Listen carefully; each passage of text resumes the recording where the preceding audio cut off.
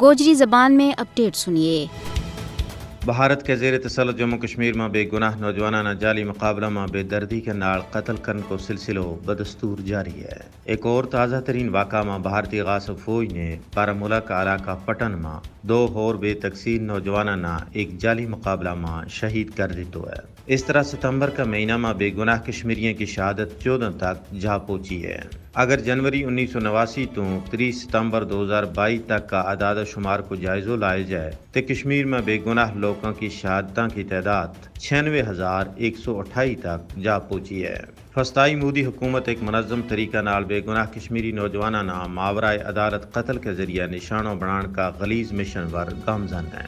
بھارتی غاصب فوجی انعام و اکرام کی خاطر کشمیر کا بے گناہ نوجوانانہ کاروں چاہ کے دراڑے لے جا کے جعلی مقابلہ میں قتل کر دیں، جس پر حکومت انہاں تھپکی اور ایوارڈ تو نواز رہی ہے۔ مقبوضہ کشمیر میں کاڑا قوانین کے ذریعے غاصب فوج نے یہ پورو اختیار حاصل ہے کہ وہ کسی بے گناہ بندہ نہ کسی ویلے کسی جگہ بھی اپنی درندگی کو نشانوں بنا سکیں۔ انہاں کو کوئی محاسبہ نہیں ہے، اور انتہائی افسوس کی گل یہ ہے کہ قتل کرنے تو بعد شہیدوں کی لاش بھی انہاں کا لواحقین کے سپرد نہیں کی جاتی۔